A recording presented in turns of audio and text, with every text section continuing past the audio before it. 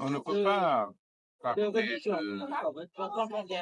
portée de ce symbolique trophée William Makeba sans évoquer également l'itinéraire de cette grande dame depuis le motif de révolution qui a été une combattante acharnée de la justice et des droits humains. D'aucuns pensaient même qu'elle était d'origine guinéenne, parce que quand on entend ce tube, c'est une dame de culture également, chanteuse, qui a fondé donc cette institution du prix William Makeba pour la paix et la démocratie. Ceci dit, la paix et la démocratie, c'est assez large. Parce que la démocratie, sans elle, il n'y a pas de développement. C'est ce qui fait malheureusement l'effet de la plupart des pays d'Afrique qui ne connaissent pas cette volée du développement humain. Donc, sans démocratie, rien ne se fera parce que c'est la liberté d'entreprendre, d'aller de venir, de s'exprimer. Liberté à tout niveau qui permet aux humains d'exprimer les talents. Donc si on n'a pas ça, on est fort voué à un échec social, économique, social.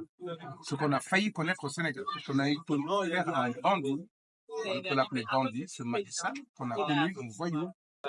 C'est de vulgaires voyous qui n'ont aucune vision, si ce n'est de s'accaparer des richesses des pays, de laisser des cratères économiques, des cratères sociaux et de s'emparer de tout. Mentir, tuer, voler, détournement, concussion, corruption. Voilà leur mode de fonctionnement.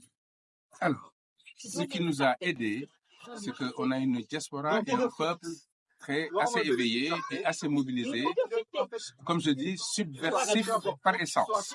Le Sénégalais n'aime pas voir l'injustice. Ce qui fait que le peuple a adhéré parfaitement à la philosophie de Ousmane Sonko. La diaspora a pris le relais par les moyens financiers, par les moyens logistiques, par le don de soi, c'est-à-dire être présent aux manifestations. C'est ce qu'on préconise aux autres pays d'Afrique. Il faut qu'ils y arrivent.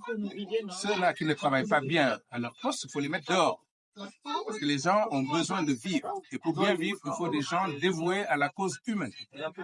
Comme je dis si bien, quelqu'un qui fait de la politique, c'est parce qu'il aime l'humain. Celui qui aime l'argent va faire des affaires. C'est comme ça que ça devrait se passer. Mais on ne peut pas confondre politique et affaires.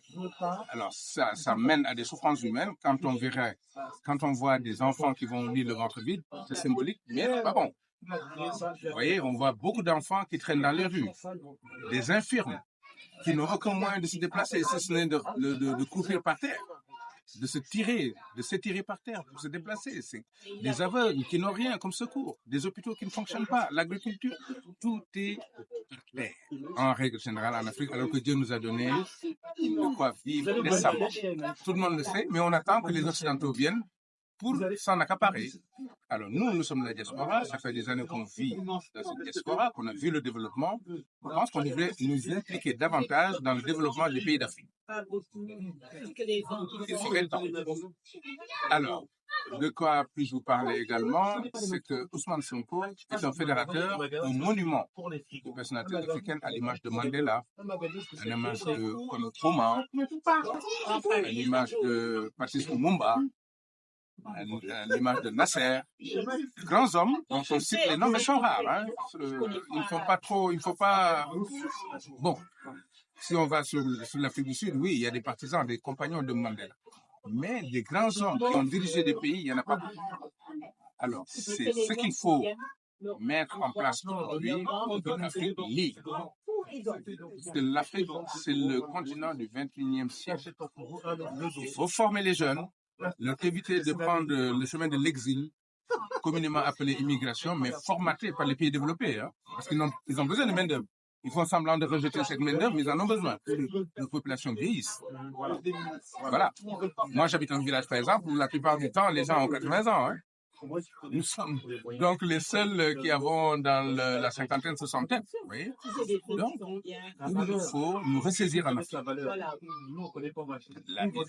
En matière énergétique, il y a le soleil qui brille tous les jours. Donc, l'énergie solaire, on peut éclairer tout.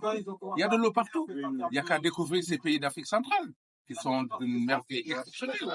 Mais les Africains eux-mêmes ne connaissent pas l'Afrique. On ne leur permet même pas de voyager à travers l'Afrique pour connaître le continent.